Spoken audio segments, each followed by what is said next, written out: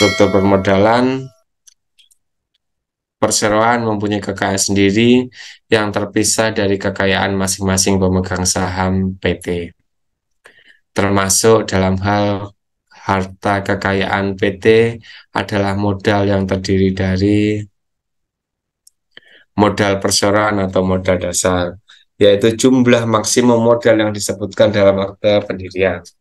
Ketentuan modal dasar diatur di pasal 31 dan 32 Undang-Undang 40 tahun 2007.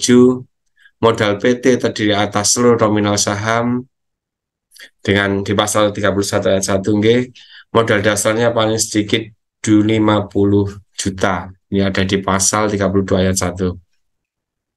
Modal yang disanggupkan atau yang ditempatkan diatur di pasal 33 Undang-Undang Nomor 40 tahun 2007. Paling sedikit 25% dari modal dasar. Jadi jika modal dasar 50, berarti modal yang ditempatkan adalah 12,5 juta. Sebagaimana yang dimaksud dalam pasal 32, hal ditempatkan dan distorkan di pasal 33 ayat 1. Modal yang distorkan, yakni modal yang benar-benar telah distorkan oleh para pemegang saham pada kas perseroan PT. Diatur pada pasal 34 Undang-Undang Nomor 40 tahun 2007, penyetoran atas modal saham dapat dilakukan dalam bentuk uang atau dalam bentuk lain. Di pasal 34 ayat 1. Penyetoran atas modal saham selanjutnya diatur dalam pasal 34 ayat 2 dan 3. Perubahan atas besarnya jumlah modal perseroan harus mendapat pengesahan dari Menteri Kehakiman. Sesudah ini didaftarkan dan kemudian diumumkan seperti biasa. Jumlah modal ini mempengaruhi dari nilai pajak kita dan mempengaruhi juga nilai proyek yang akan kita dapatkan.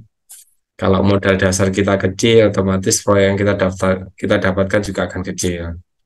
Masing-masing badan usaha pasti mengantongi sumber modal untuk menjalankan setiap kegiatan operasionalnya. Modal yang didapat perusahaan atau PT terbagi menjadi 3 bagian, modal dasar, modal yang ditempatkan, dan modal yang distorkan. Modal dasar adalah modal perusahaan PT yang sudah ditentukan dengan seberapa besar perusahaan tersebut. Nantinya modal ini akan menentukan skala PT tersebut, apakah dia PT skala kecil, skala sedang, atau PT skala besar.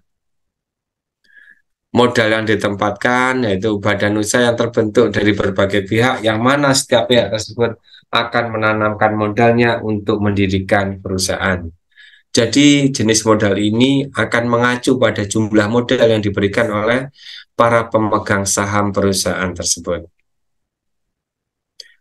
Modal yang distorkan ini adalah sumber keuangan perusahaan atau PT yang distorkan oleh para pemilik saham. Jadi jenis modal ini diklaim sebagai sumber dana yang sangat nyata.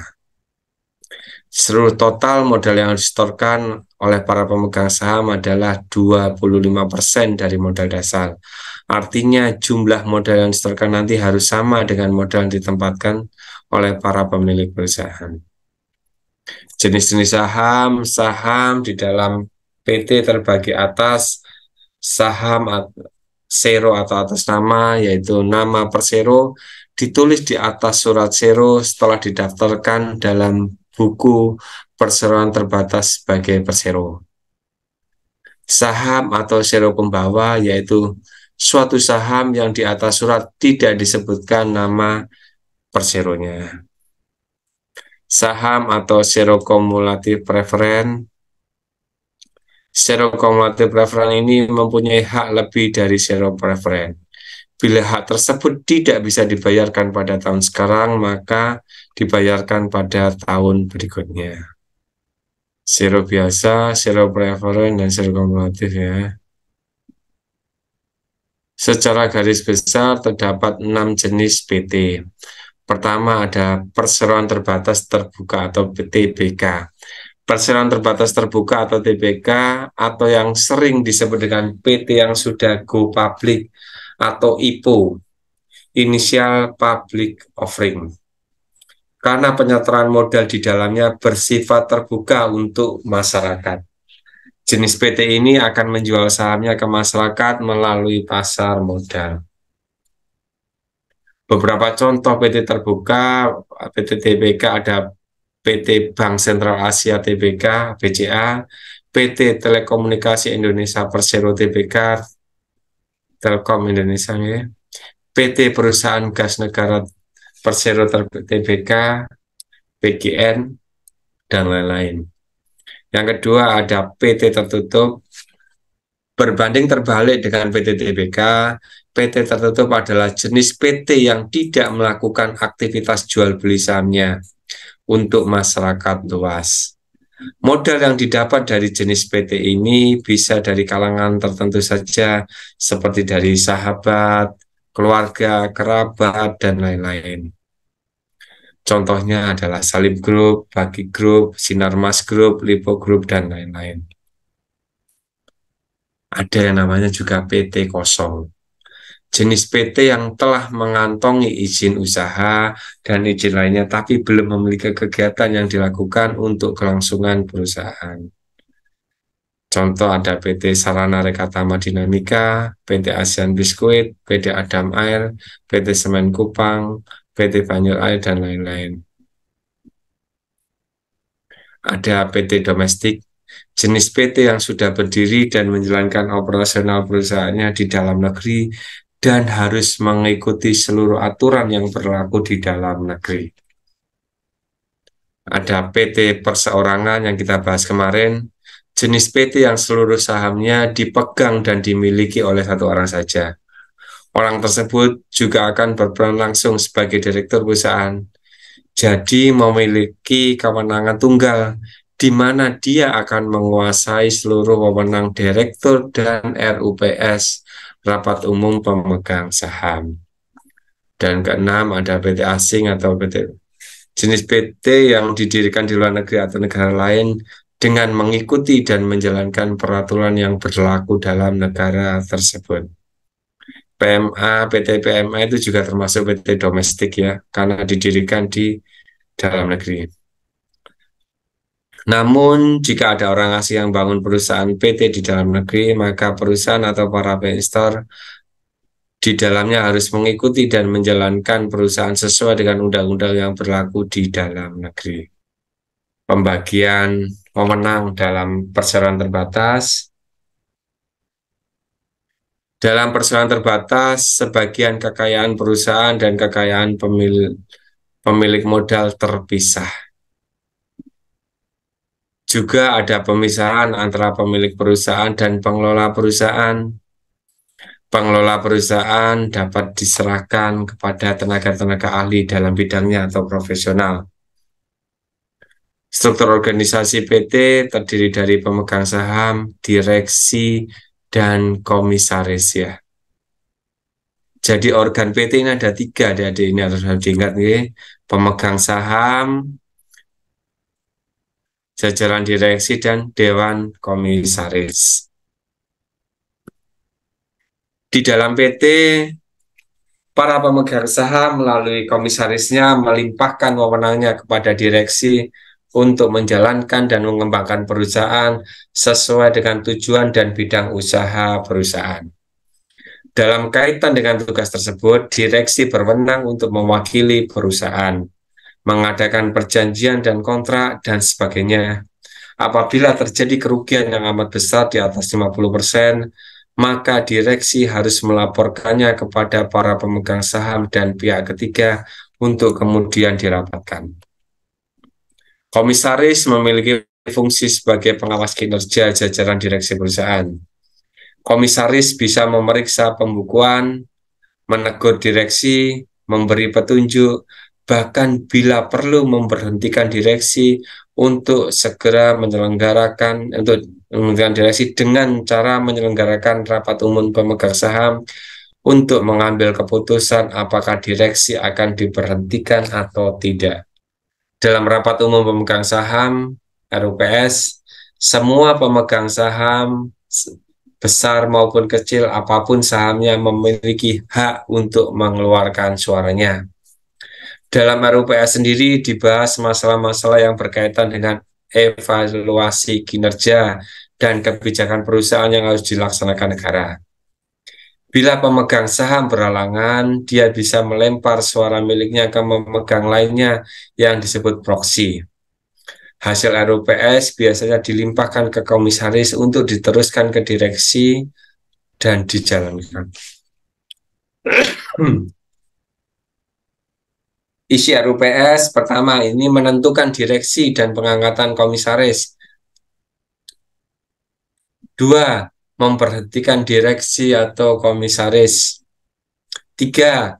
Menetapkan besar gaji direksi dan komisaris. 4. Mengevaluasi kinerja perusahaan.